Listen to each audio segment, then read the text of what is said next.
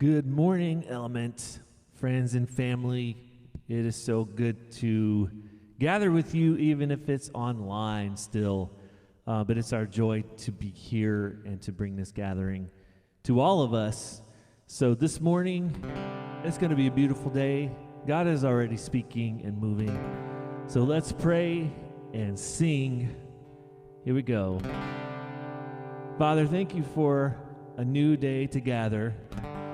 Thank you that you are here, wherever here is, in the living room with the dog or wherever we are, that you're there.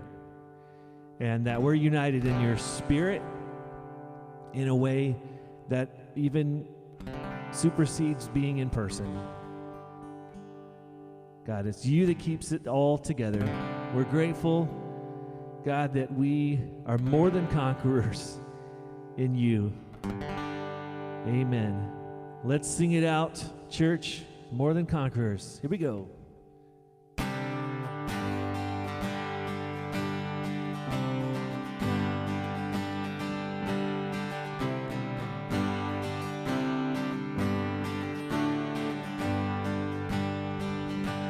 When my hope and strength is gone, you're the one who calls me on. You are the life. You are the fight that's in my soul. Oh, your resurrection power burns like fire in my heart. When waters rise, I lift my eyes up to your throne. And sing it out. We are more than conquerors through Christ. You have world, this life. We will not bow to sin or shame. We are defiant in your name. You are the fire that cannot be tamed. You are the power in our veins. So Lord, our God, our conqueror.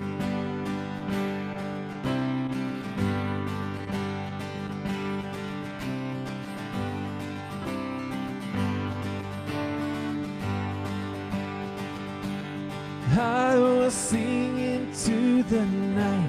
Christ is risen and on high. Greater is he living in me than in the world. No surrender, no retreat. We are free and we redeemed. We will declare over despair, you are the hope. We are more than conquerors through Christ. You have overcome this world, this life. We will not bow to sin or to shame. We are defiant in your name. You are the fire that cannot be tamed. You are the power in our veins, oh Lord.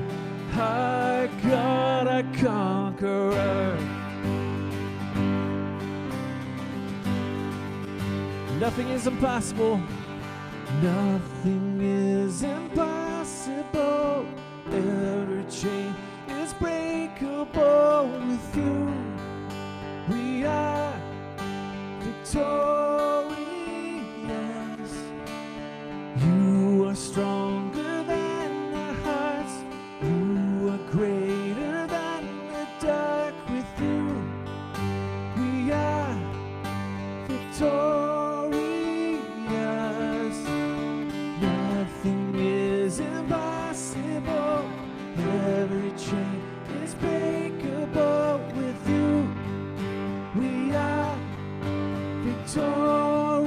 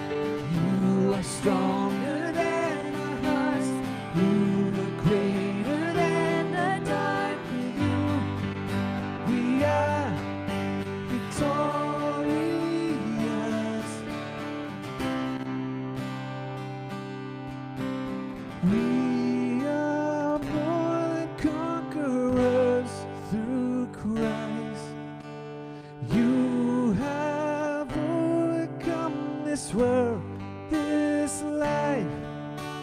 We will not bow to sin or to shame. We are defiant in your name. You are the fire that cannot be tamed. You are the power in our veins, oh Lord, our God. We are more than conquerors through Christ. You have overcome this world, this life. We will not bow to sin or to shame. We are defiant in your name. You are the fire that cannot be tamed. You are the power in our veins, oh Lord, our God, our conqueror.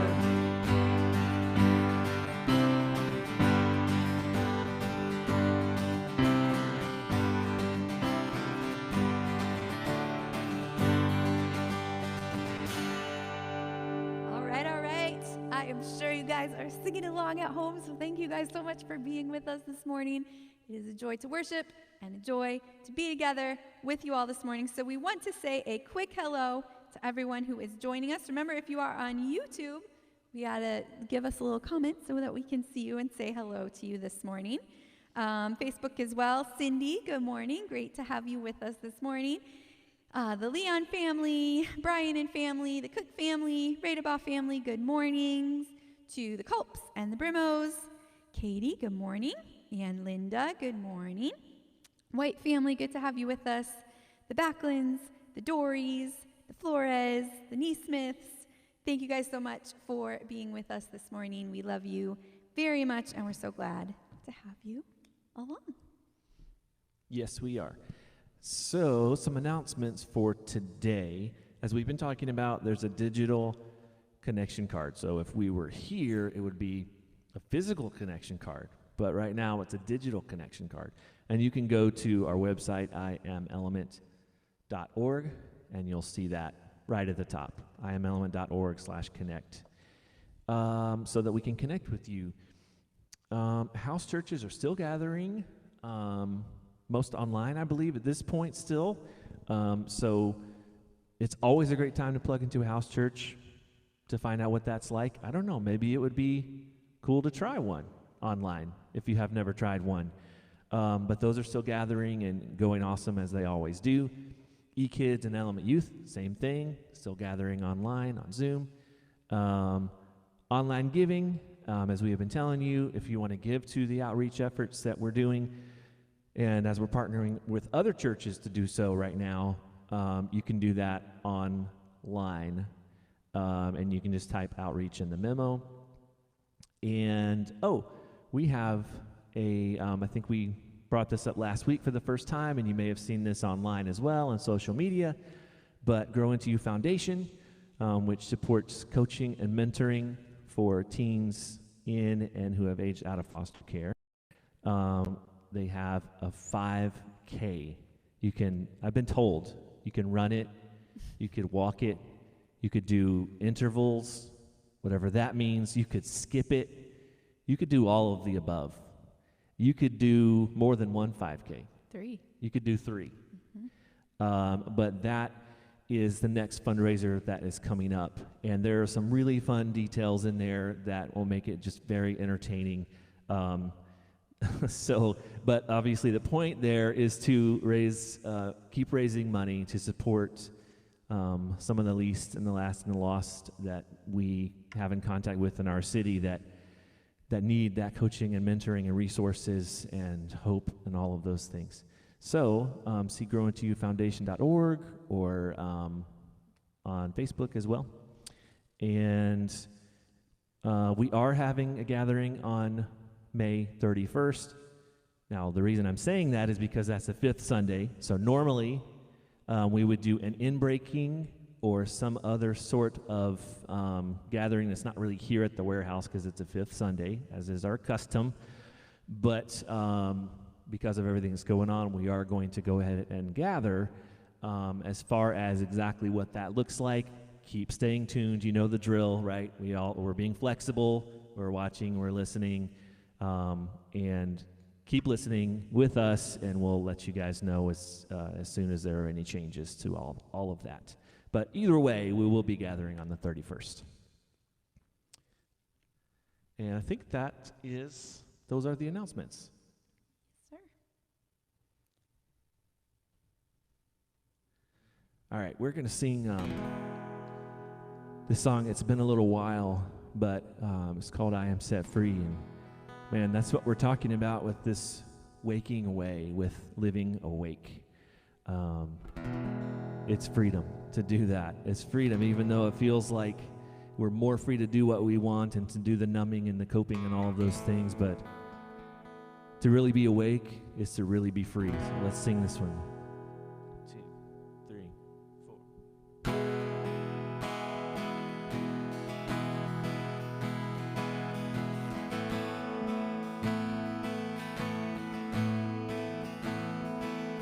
You broke my chains of sin and shame, and you covered me with grace. You mend my life, your holy fire. You covered me with grace. You are the hand that reaches out to save. I am set free. Oh, oh, oh. I am set free. Oh, oh, oh. It is for freedom that I am set free.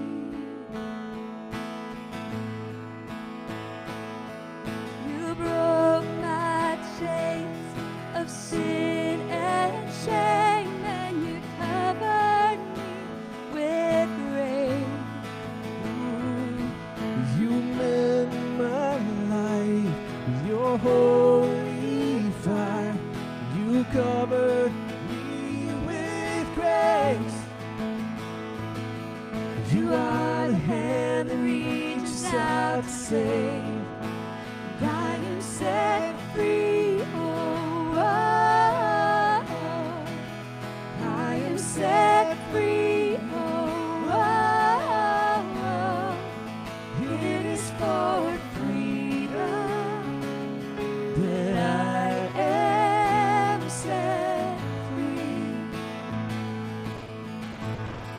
And I am set free. Oh, oh, oh. I am set free. Oh, oh, oh. It is for freedom that I am set free.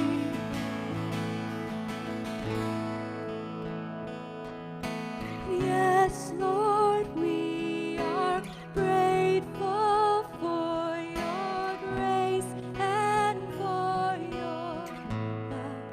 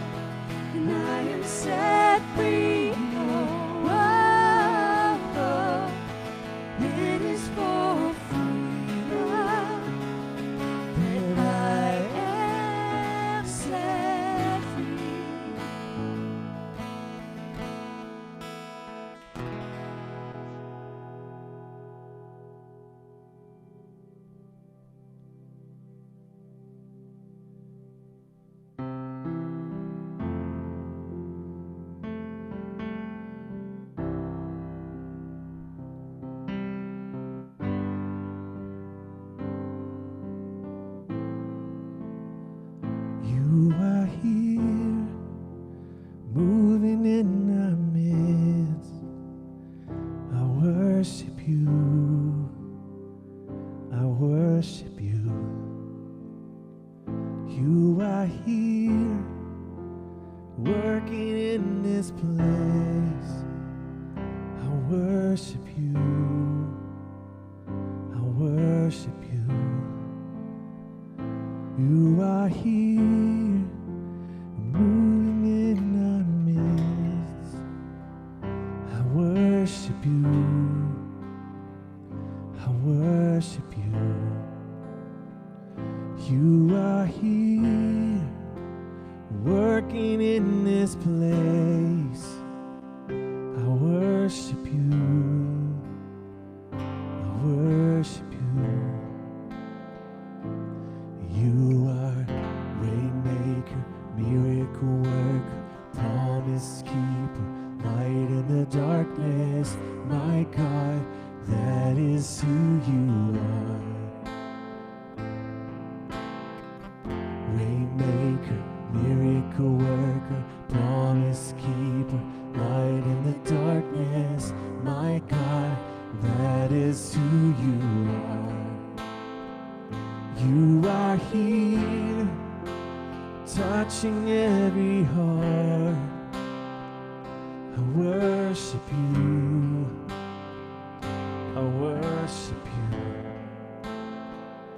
You are here, healing every heart. I worship you. I worship you. You are here, turning lives around. I worship you. I worship you. You are here, mending every heart. I worship you. I worship you, Lord. Yes, you are Waymaker, miracle worker, promise keeper, light in the darkness. My God, that is who you are. Waymaker, Waymaker, miracle worker, promise keeper, light in the darkness. My God, that is who you are. That is who you are. That is who you are. That is who you are. That is who you are. That is who you are. Yes, that are. That is who you are. That is who you are. Even when I don't see it, you're working. Even when I don't feel it, you're working. You never stop working. You never stop working. Even when I don't see it, you're working. Even when I don't feel it, you're working. You never stop working. You never stop working. Even when I don't see it, you're working. Even when I don't feel it, you're working. You never stop working. You never stop working. Even when I don't see it, you're working. Even when I don't feel it, you're working. You never stop working. You never stop working. Waymaker, miracle worker, promise keeper, light in the darkness. My God, that is who you are. Waymaker, miracle worker, promise keeper, light in the darkness. My God, that is who you are. That's who you are. That is who you are. That is who you are. That is who you are. That is who you are.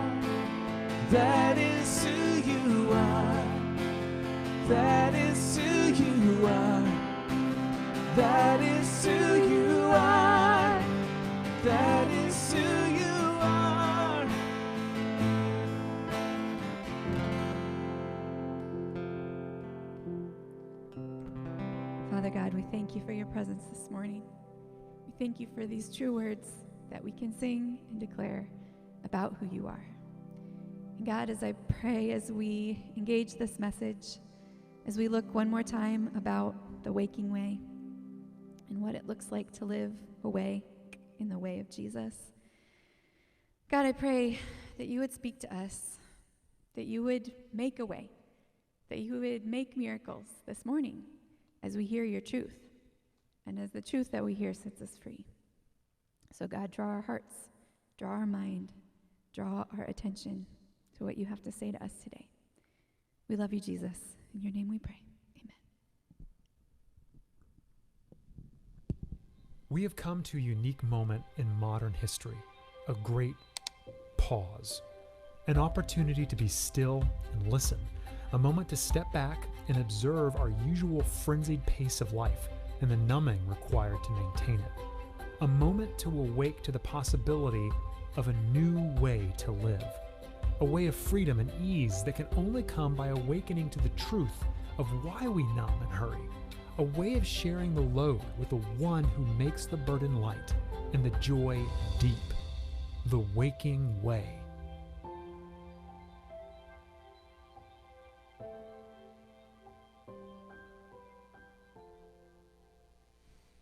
All right, Element. I am Pastor Benjamin, and this is Pastor Melody. And we're doing something a little different. I think this is the first time we've ever done this precise thing, but we're gonna teach today together. So a joint message. All right, so we have been engaging in this discussion about living awake or in the waking way for 3 weeks now. And I think if we had to bring it down to 3 of the biggest takeaways, they might look something like this. Number 1, it is not possible to live caught in the hurry up then crash cycle and also flourish in the unforced rhythms of grace. It's just not going to be possible, at least over time. Number 2, depending on coping and numbing to keep us asleep also numbs our capacity to feel joy and freedom. And number 3, sharing the easy yoke with Jesus means depending on his strength as we share in his work and he shares in our work. So, with those 3 major takeaways so far, today it's time to talk not about what all this means, we've done that part, but rather what it can look like to live it. What it can look like to live it. In other words, we're going to take the theological and conceptual and we're going to bring it down into the dirt of the ground of the practical. And that's important because the way of Jesus, this Jesus way is about incarnation. It's about fleshing out what it actually looks like, what these truths actually look like, what his teachings actually look like, right? Embodying them and applying that truth in life-changing ways and God-honoring ways. So if you were with us last Sunday or listened after that, you'll remember a story I told about the little slave girl. And in short, a woman purchased and then freed a little slave girl, right? And even though the girl realized that she could do anything or say anything or go anywhere she wanted to with her newfound freedom, what she chose was to stay with the one who freed her, to stay with the one who freed her and join in the work of the one who freed her, right? And we also talked about how living in the waking way means staying in the easy yoke with Jesus. Staying in the easy yoke with Jesus. And there's a word for that in the Bible that means staying with or staying in. And John quotes Jesus using this word over and over and over. So it's a word worth paying attention to, and it's a word we need to talk about today. And in English, we usually call it or translate it as abide. Abide. In Greek, it's meno. And this word means to continue to be present, to maintain unbroken fellowship with one. It means to abide. and in our context, to stay in the easy yoke where the burden is light with Jesus. So how do we take these truths about living in the waking way we've learned and make them practical? Well, by talking about how to actually maintain that unbroken fellowship. Now, there are ways to do this, and some call these things spiritual disciplines. Some people might cringe and shudder with that phrase. But these 6 things we're going to talk about are not something on a checklist. They're not tasks to accomplish. They're not the 6 easy steps to happiness from someone's book. These are the habits of Jesus. These 6 things are the habits of Jesus that we find in the gospel accounts of his life. Not just what he said and what he did, but how he lived. And we can't miss that. We can't miss how he lived as well. So these habits, they weren't invented by monks or not just for pastors or whomever. This is how Jesus lived a life of abiding with the Father. So with that, we're going to look at these 6 practical ways, these 6 habits of Jesus, and start to dig deeper into those and maybe take a little bit more ownership of those. So the first habit of Jesus that we're going to look at today as we look at the waking way is simplicity. Simplicity. That's a word that we talk a lot about around here, right? Listen to this quote. Mark Twain said, "Civilization is the limitless multiplication of unnecessary necessities." The limitless multiplication of unnecessary necessities. That sounds about right? That sounds about what civilization is, or certainly has become. But the question today is, what is this expansion of civilization doing to our spiritual lives? What is it doing? And is it really contrary to the way of Jesus? Let's think about that for just a few minutes.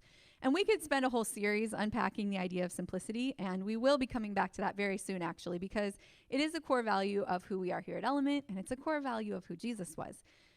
But today we're going to think about simplicity specifically as it relates to our conversation that we're having right now about the waking way and about the sleeping way, which was to hurry, to overwhelm, to eventually falling asleep, right? And the waking way as being something different. So let's think about how simplicity is so related to that. Because specifically right now, in our great pause that we are experiencing in our culture that may be ending soon, we don't know. We have this moment. We're living in this moment. So let's think about it. Our culture is the opposite of simple right now, right? The general climate that we live in does not live in the uncomplicated essentials of loving God and loving each other. Our culture is geared towards consumerism, right? And most people believe that more plus more plus more equals better. That's just how we seem to be wired, right? More things and more money and more titles and more accolades and more social media presence and more life experiences, just more equals better, right? But it wasn't always like this. It was not always like this. And I remember as a little girl, I would read all of these books and stories about the American prairie and the frontier days. And I remember being so enchanted by the simplicity with which people used to live. And I remember Laura Ingalls Wilder, and you would read about her, like one corn husk doll that she had, like literally a doll made out of a corn husk that she played with for years. It was her like one and only toy, right? Or I remember the Boxcar Children stories from, later on. It wasn't the frontier days, but the Boxcar Children who made themselves a home in this little boxcar, and they went and picked blueberries to eat, and they had 4 spoons for 4 kids and 4 bowls, and it was so simple, right? I remember this other book that I read. I vividly remember this book. It's been at least 20 years since I even thought of it. But when I was writing this, I thought of it. It was called The Calling of Emily Evans. And it was about this woman pastor who went out to the frontier to be a pastor. And she had nothing to her name. Like, I remember she lived in like a little side room in this parsonage that only had a bed. And she would eat this soup that would last for 3 days. And the only thing that was in the soup was potatoes and water. And one time somebody gave her an onion, and it was like they had given her a feast because it was so amazing to add onion to her soup. But what I remember being enchanted about was she loved her life. She was content. She was free and she was living her calling. And I just remember thinking, like, what would it be like to live like that? What would it be like to live so simply? It captivated me. But the thing is, and we look at the life of Jesus, and he pretty much lived like that, right? He lived very simply. We look at stories like that, and we look at the life of Jesus, and we don't even know how to draw a line between our lives and that kind of a life. Like, it just feels so far away, right? But this is so important to the Waking Way. And our culture has experienced a huge shift about this, right? Listen to this quote from a Wall Street banker from Lehman Brothers that was written over 100 years ago. This is what he wrote. He said, "We must shift America from a needs to a desires culture. People must be trained to desire, to want new things, even before the old have been entirely consumed. We must shape a new mentality. Man's desires must overshadow his needs." And they did it. And here we are, right? Here we are, living in a society that values these material things and wealth and brand names and stockpiles of things, right? And the value of simplicity has become nearly extinct. Now, listen to this. Alan Fadling said, "The drive to possess is an engine for hurry." The drive to possess is an engine for hurry. Remember, the sleeping way begins with hurry. It begins with this rush, right? And the drive that's driving that hurry, a lot of times in our culture, is this drive to possess, right? So how do we shift to the Jesus way? What if he was right? What if his teaching wasn't only about simplicity, honoring God, but it was about living a simple life to honor ourselves? Because that sort of a life is actually what's most filling for our souls. Because that kind of a life of loving God and loving each other can actually be enough, can actually be best for us. Jesus talks a lot about simplicity. One of the times he talks about it is during the Sermon on the Mount. He's talking a lot about money and possessions, and it's a huge part of his teaching. And here's one piece that we've all heard before from Matthew 6. He said, "Don't store up treasures here on earth, where moths eat them and rust destroys them, and where thieves break in and steal. Store your treasures in heaven, where moths and rust cannot destroy, and thieves do not break in and steal. Wherever your treasure is, there the desires of your heart will also be." Wherever your treasure is, there the desires of your heart will also be.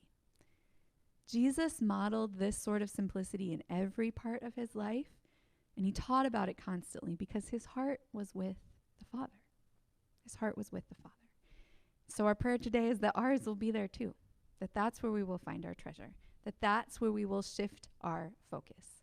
And here's the question we're going to just leave ourselves with today because we don't have time to take any more time on it. But the question is this: what would happen to our emotional and physical and mental and spiritual health if we begin to lean into this value of simplicity, not just with our belongings or our money, but with our whole lives, with our whole hearts, to lean into this value of living in the uncomplicated essentials of loving God and loving each other? So, number one, simplicity. Number two, in these 6 habits of Jesus, is slowing.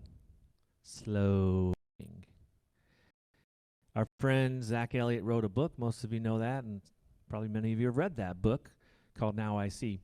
And on this pace of life and this idea of slowing, this is what he writes. It says, "Our current cultural pace of life is in direct conflict with love. If we want life to the full in relationship with Jesus, then we walk at his pace." So what does that mean? What's God's pace? What's the pace of Jesus? Well, Pastor Melody gave us a hint a few weeks ago that I don't think we ever saw Jesus in a hurry. So it's back to the brilliant quote that we have used before. We're probably going to use it again because of how profound this is, from Kosuke Koyama's book, The 3 Mile an Hour God. It says, "Love has its speed. It is a spiritual speed. It's a different kind of speed from the technological speed to which we are accustomed. It goes on in the depth of our life, whether we notice it or not, at 3 miles an hour. It is the speed we walk, and therefore the speed the love of God walks. Slowing. Slowing enables us to do it differently. Slowing enables us to see, to really see. And that's how you start to go from sleeping to the waking way, isn't it? It enables us to really see.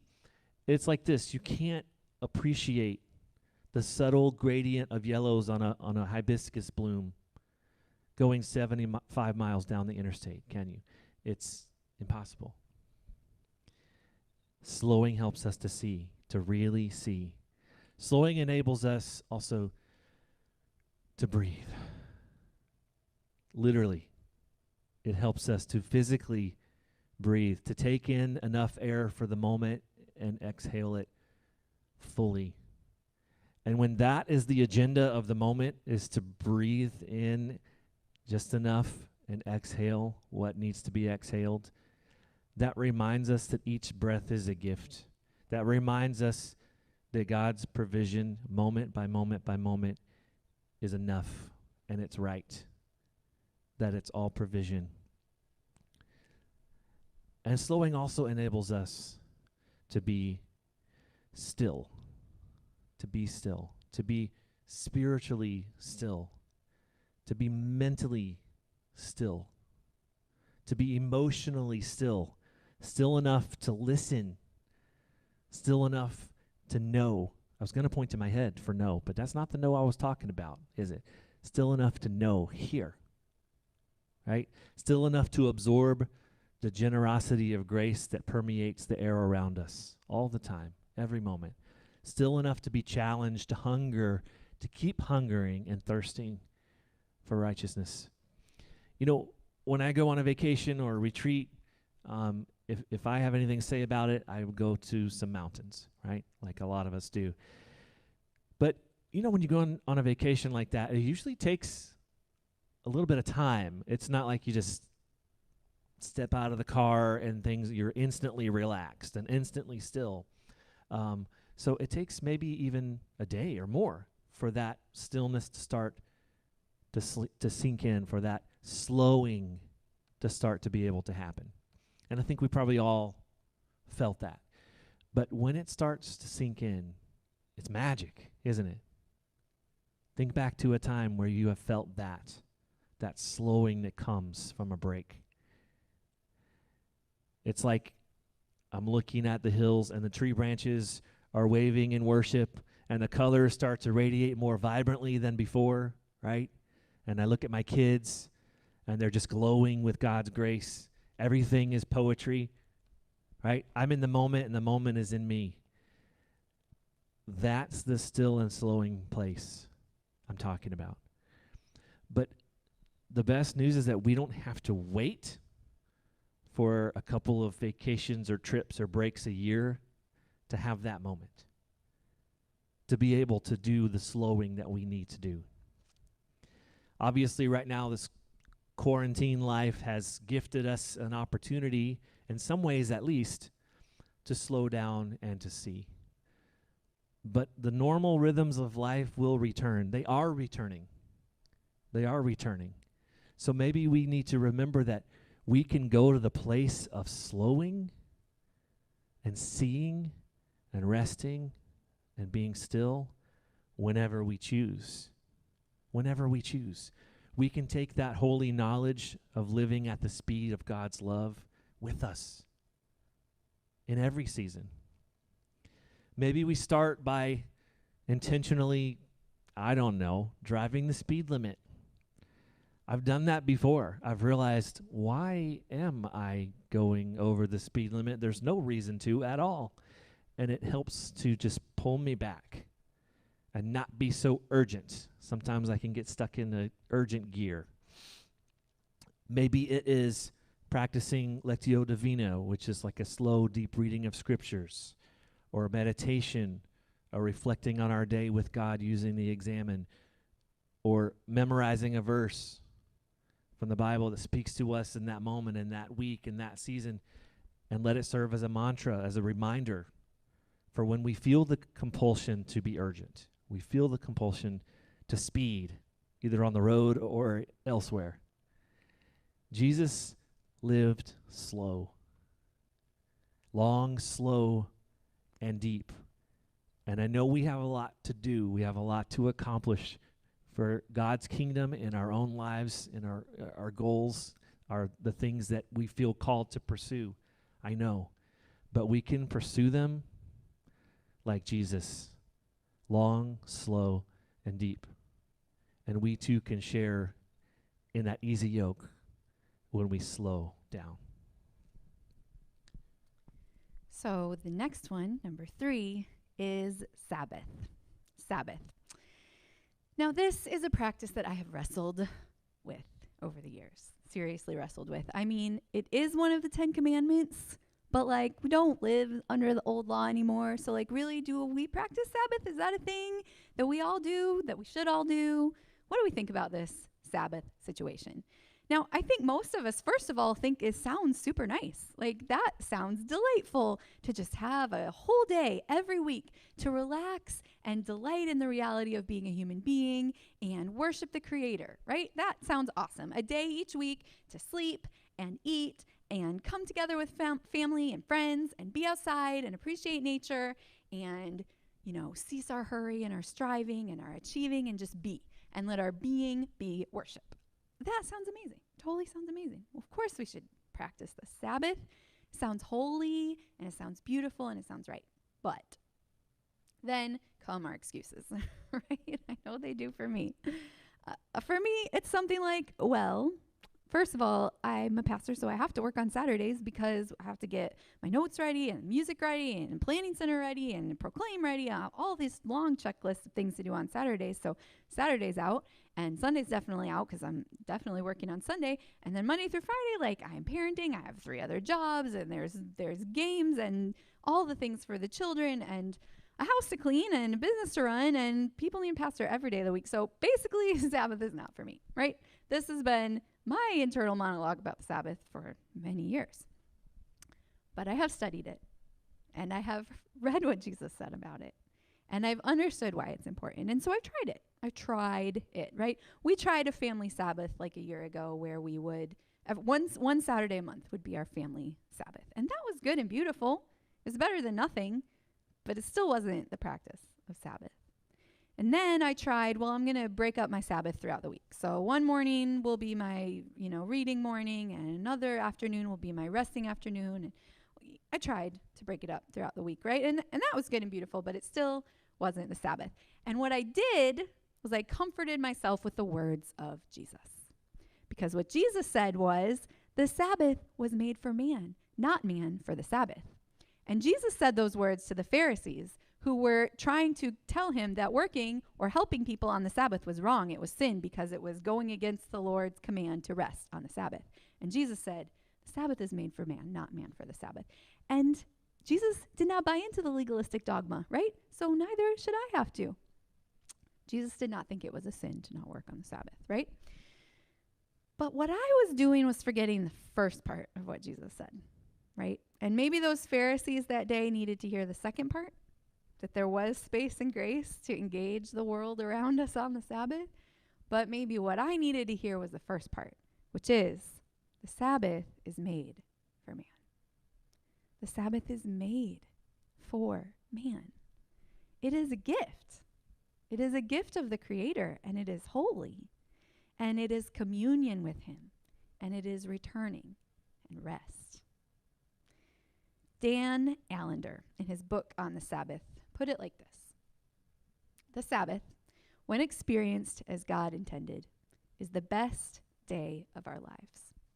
It is the holy time where we feast, play, dance, sing, pray, laugh, tell stories, read, paint, walk, and watch creation in its fullness. few people are willing to enter the Sabbath and sanctify it, to make it holy. Because a day full of delight and joy is more than most people can bear in a lifetime, let alone in a week. Just let that sit for a second, guys. Is that true? Yeah, I think it is. I think it is. Our brains don't understand how good that actually is. What a holy gift it is from our Creator for us. The Sabbath was created for man. So the Sabbath is a holy gift, but the Sabbath is something else too. The Sabbath is also an act of resistance. An act of resistance. From the very beginning, that's what it was. Because when the Israelites came out of Egypt, they were slaves. They were slaves. And a slave doesn't get a Sabbath. A slave doesn't get a day to rest. A slave works all day, every day, until they die. That's the pace of life that they were living. And so the Sabbath command was in resistance to that lifestyle that the Israelites had built up generation after generation of slavery, to say, no, we're going to resist. We're going to resist that life of work every day until you die. We're going to resist the hurry. We're going to resist the culture of Egypt that is just about building more and more and more. And that's still what the Sabbath means for us today, right? Resist. Resist. John Mark Comer calls it scheduled social justice. Let that sink in for a second. And he says the Sabbath is a way of saying enough. Enough. Enough with the hurry. Enough with the striving. I have enough, and God is enough. Enough. Sabbath comes from the Hebrew word Shabbat, which means stop. Which means stop, right? And if the beginning of the sleeping way is hurry, then what more active resistance could there be for once a week for us to just say stop? And is it going to cost us something? Yep. It's going to cost a lot. But if there was ever a chance to practice the Sabbath, to see what it might be like this would be the chance. This great pause would be the chance. And I will tell you, I've chosen to take it seriously for the last couple months. And yes, it is a little easier right now with schedules being what they are. But honestly, maybe it's that it's easier, or maybe it's just that I finally come to the place where I admit how much I need it. Where I admit that I need to cease that striving and embrace the presence of God in a weekly rhythm, just as our Creator designed, right? John Mark Comer says about halfway through his Saturday Sabbaths that his soul catches up with his body. His soul catches up with his body. I think that is such a beautiful way to put it, because that's what happens. And what Benjamin was talking about the slowing is what we do on the Sabbath, and our soul catches up to our body. And it brings us towards wholeness and towards union with our Creator. Now, I do not do it perfectly. Even on these months where I could have been mostly perfect about it, I have not been perfect about it. And that is okay. Jesus taught us that we don't have to be legalistic about it. But he did invite us to embrace it.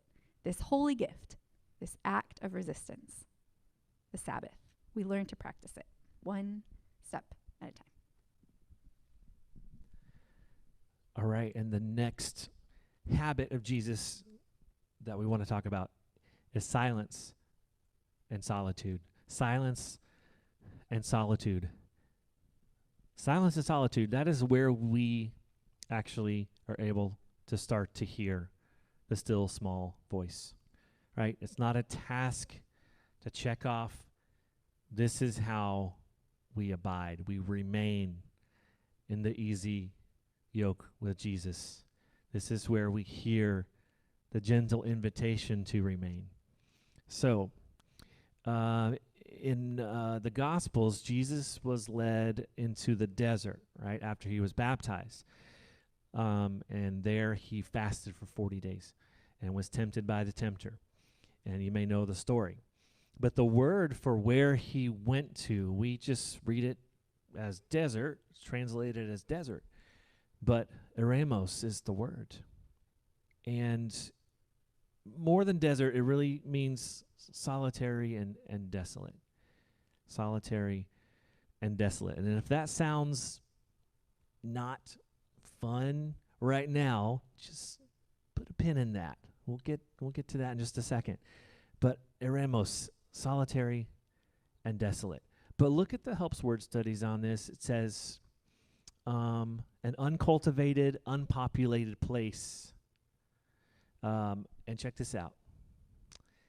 Is ironically also where God richly grants his presence and provision for those seeking him.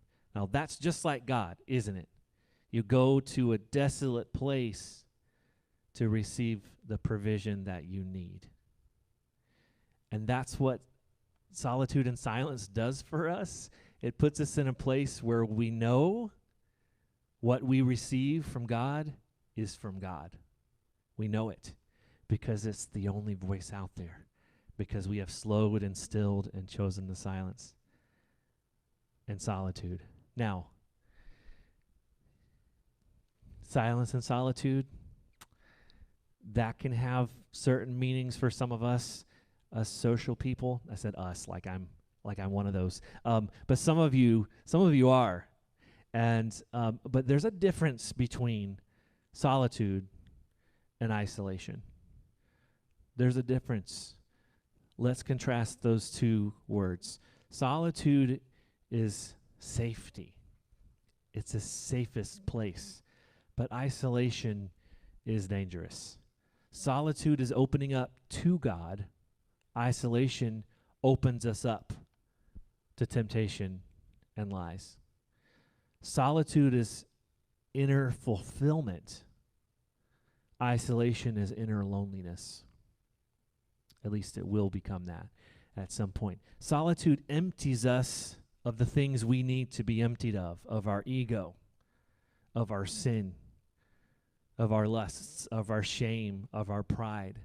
There's an emptying that only comes in silence and solitude. But isolation empties us of our peace and joy and clarity. So you see the difference. So if that's what solitude is really all about, then why do we fear it? Why do we fear it? Why do we avoid it? Maybe it's because we've confused the two, the solitude versus isolation. Maybe it's because we've let our minds grab on to the fallacy that this is monks. This is for monks and pastors and hermits and people from long ago.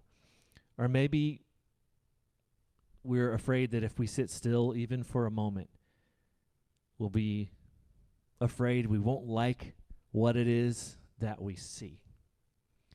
And maybe we're afraid to get in that moment because we feel like God is really seeing us, as if he doesn't already see us and love us just as we are. And I'll be honest with you, silence and solitude, when you step into those spaces, that can happen. You can see all the things that you really don't want to see about yourself. And that's why we want to avoid it. That's why it feels scary. But that's the first step of seeing, so that we can begin to embrace God's favor and love and mercy all the way into those places. So they have to be opened up to receive the grace all the way down. And remember, eremos, the deserted place, that holy irony we talked about, that's the place where God richly grants his presence and provision for those who seek him there.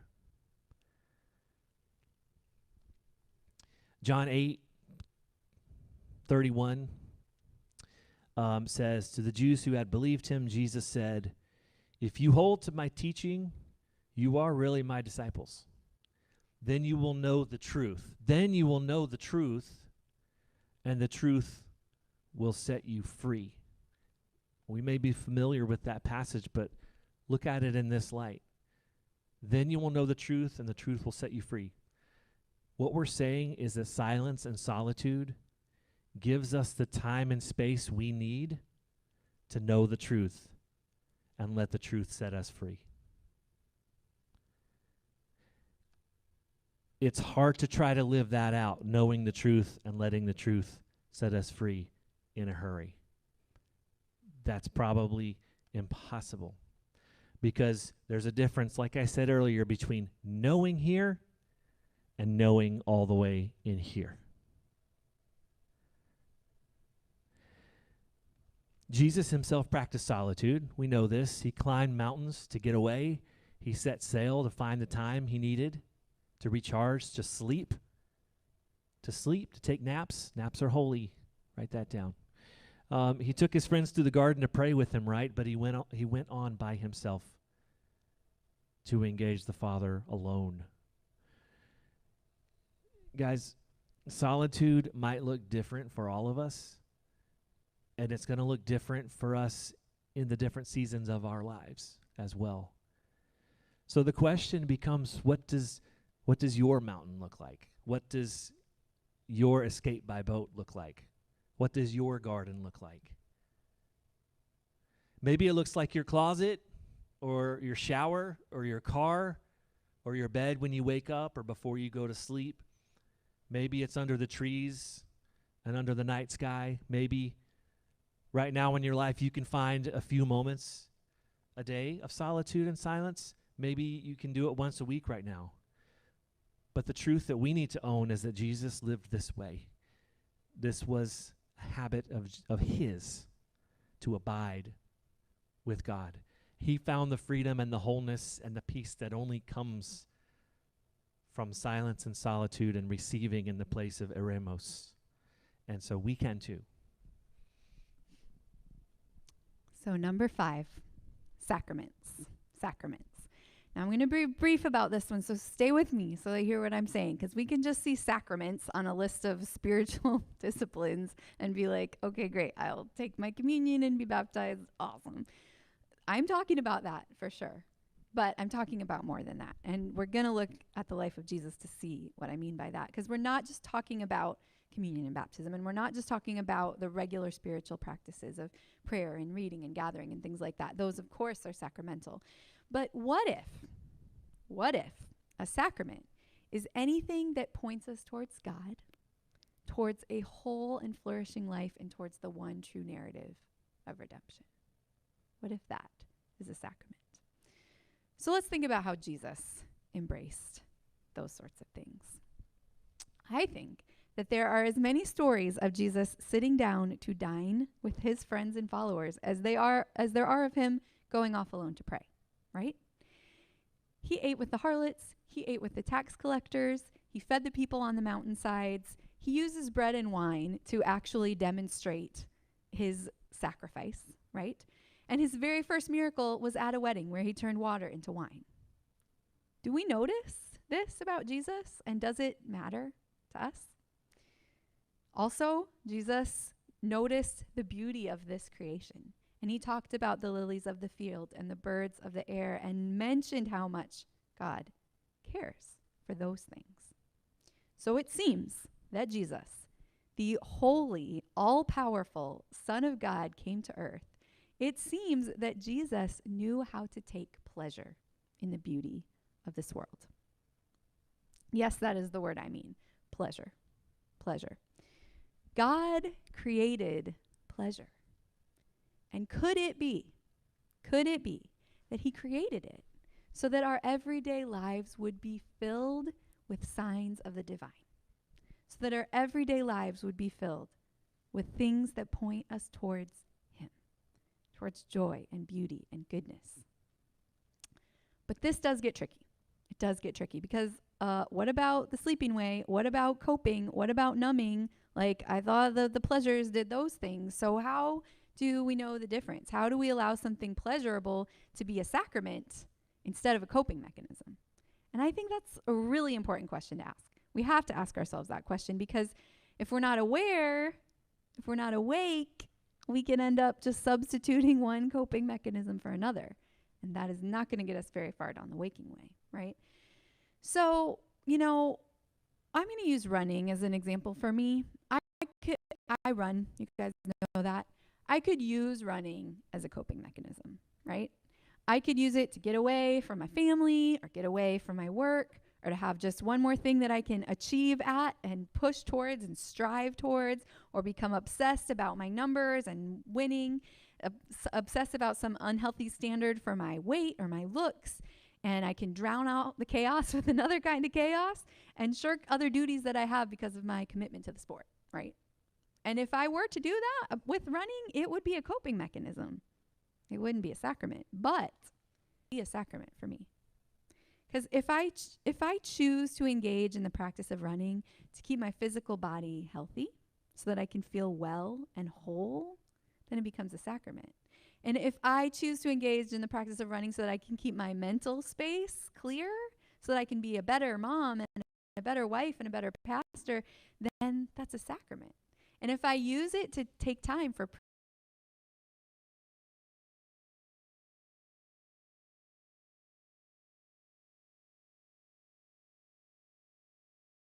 or a sacrament. And I'm sure you have something in mind in your life that can be one or the other for you, right? So here's a question we can ask ourselves when we're thinking about these pleasures.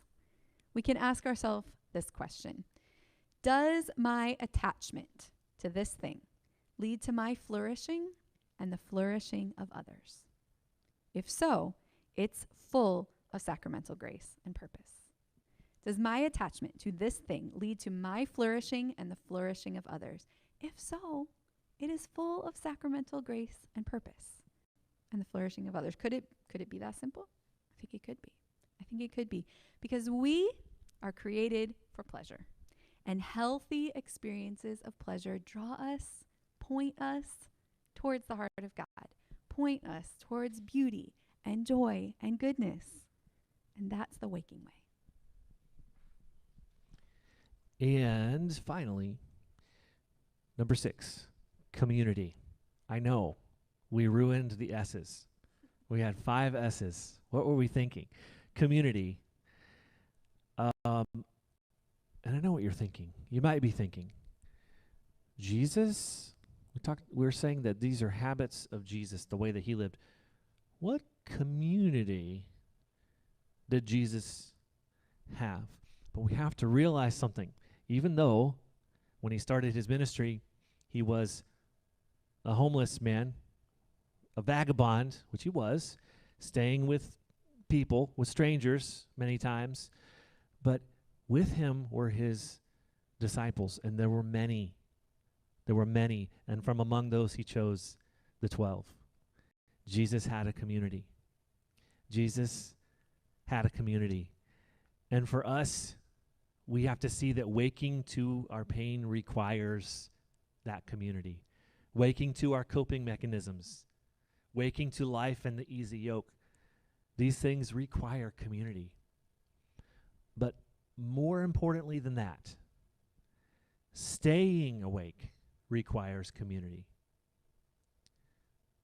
That's crucial. Staying awake, walking in the waking way, requires community. If we're having trouble staying in the waking way and choosing these habits of Jesus, then let's ask ourselves, are we just participating in church? Or are we walking alongside each other in a waking community? In a waking community. Church is what it says on our logo and on our government paperwork. But a waking community is a church that has decided to wake up and stay awake together. Together. A community that does the work of keeping each other awake and in the easy yoke. A community that supports one another as we lay down, as we recognize and choose to lay down our hurry and our coping and turn toward the habits of Jesus together. An element, let me affirm you for just a minute. You are a waking community. You are a waking community, and it's beautiful. We do this. We keep each other in the waking way in our house churches, in our e-kids classes, in our youth. We do this in our teaching and our worship together and our Bible study. We do it with parable and poetry and prayer. We do it by joining in the kingdom work of our city together. So you are Awakened Community. But let my encouragement be this. If you've never seen Element in that light before, in that way, I encourage you to take notice of that. That this body of Christ, this family, is Awakened Community. And if you haven't participated in this body in that way before, each of us has something to give, and each of us has something to receive as we help each other remain in the waking way. We all have something to teach. We all have something to learn from one another. That's Awakened Community. My second encouragement is this. Keep it up. Keep it up. Keep being Awakened Community. Keep being one, but also lean harder into it. Lean harder into it. Keep doing these things with a gentle grace and a steady presence. Lean into boldly speaking the truth to one another, while also leaning into the wisdom to patiently flesh out that truth with one another. Lean deeper into sharing our stories about us following the habits of Jesus and learning how to do it and learning how to try it differently from one another. That's Awakened Community.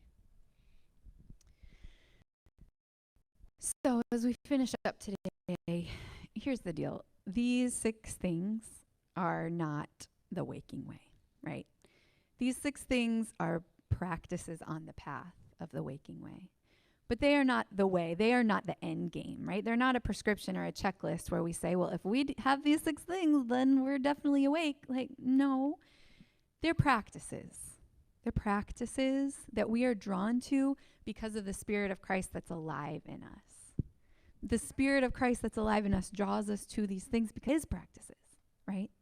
And these things are true because they're true, no matter what you call them, right? They are how a human stays awake. And they're the way that Jesus lived, not just the things that He taught. They're the way that He lived. And they are the way that the Spirit of Christ alive in us will draw us to live. But it's not about these things being the end game, right? It's not about simplicity. It's about freedom to flourish while keeping our focus on the most important thing, which is love. That's what it's about, right? It's not about slowing. It's about pacing ourselves with the speed of love so that we can continuously give and receive it, right? And it's not about Sabbath. It's about rest and delight and a life of ease and wonder and worship where our soul can catch up with our body. And it's not about silence and solitude. It's about quieting ourselves enough to hear the truth and allowing the truth to set us free. It's not about sacraments. It's about allowing the good things of life to point us to the good things of God. And it's not about community, but it's about walking alongside others who choose to live awake, staying awake together so that we can see Jesus in them and they can see Jesus in us, and together we abide in the waking way. And here's the other beautiful truth about this. Waking gives way to more waking. Did you ever notice when energy starts to build in you when you're doing something, it continues to build? Like energy gives more energy. Waking gives more waking. And as we live with these practices and lean into them, more things will come awake within us, right? And we will discover more capacity to live freely and lightly in the unforced rhythms of grace. Forgiveness will wake up within us. Creativity will wake up within us, and hope and peace and joy and love within us. That's the waking way. So let's pray. God, we thank you for these truths this morning and this chance to take a moment and look at the way that you lived when you were a human here on this earth. And God, I pray that we would just keep our eyes on the life of Jesus as we begin to engage these practices in a deeper way, and that as we look to Him, He would come more and more alive in us. God, help us to wake up. Help us to love these practices. Help us to embrace these practices, not as something legalistic, but as something that generates joy, something that keeps us awake to what you're doing and who you've called us to be on this earth. We love you, Jesus. In your name we pray. Amen. So we're going to sing Steady Heart here in just a moment. We know this song says, I can't see what's in front of me, but still I will trust you. It's a steady heart that keeps on going, steady love that keeps on hoping, lead me on. Steady grace that keeps forgiving, steady faith that keeps believing, lead me on.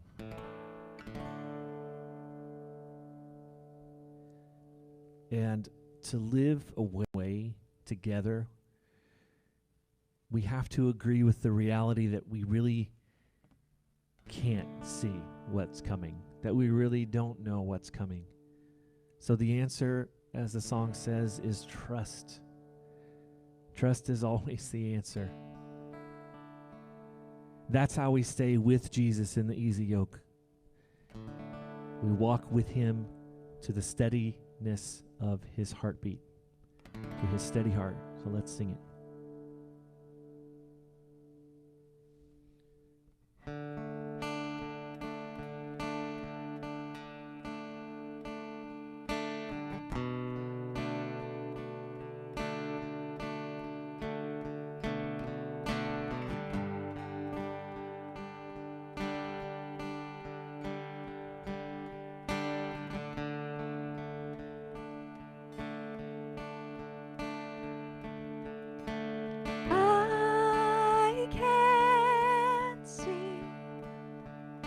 What's in front of me, still I will trust you. Still I will trust you. No, I can't see what's in front of me, still I will trust you. Still I will trust you. Steady heart keeps on going, steady love that keeps on hoping, lead me on. Steady grace that keeps forgiving, steady faith that keeps believing, lead me on. Though the sky is dark and the wind is wide, you'll never leave me. You'll never leave me.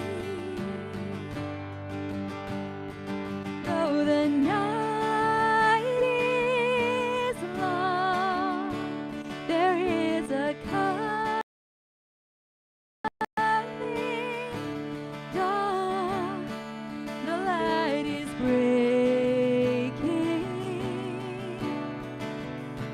The light is breaking. Steady heart that keeps on going, steady love that keeps on hoping, lead me on. Steady grace that keeps forgiving, steady faith that keeps believing me on.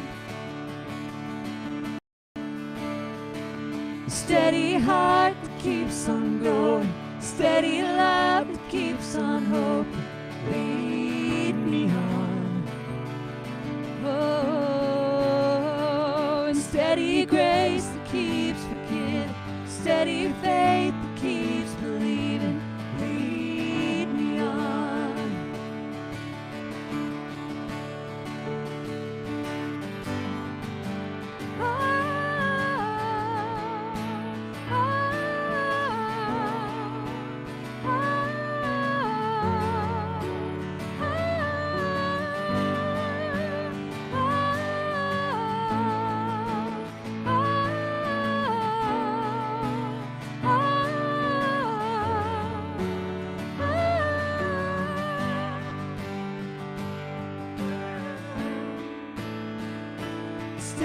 heart that keeps on going, steady love that keeps on hoping. Lead me on, lead me on. Steady grace that keeps forgiving, steady faith that keeps believing. Lead me on.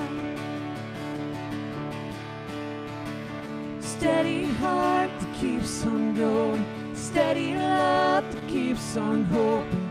Lead me on. Steady grace that keeps forgiving, steady faith that keeps believing. Lead me on. And as the dawn breaks and the clouds clear, in an open space,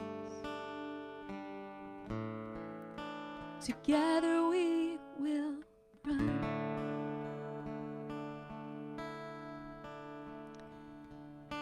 God, we thank you for this heartbeat that you give to us, that you teach to us, that you walk with us.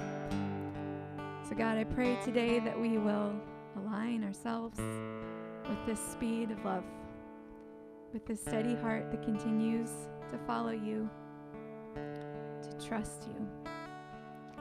Because when we do that, we stay in the waking way. So God, hold us here. Hold our hearts steady. Help us keep our eyes on you. We love you, Lord. Thank you for your presence today. Amen. Element, we love you guys too. We miss you a lot. We really hope we're going to get to see you really soon. So stay tuned with us this week and beyond. And let's all take some time to think about these practices this week. It's a good time to do it. And we'll see you real soon. We love you guys.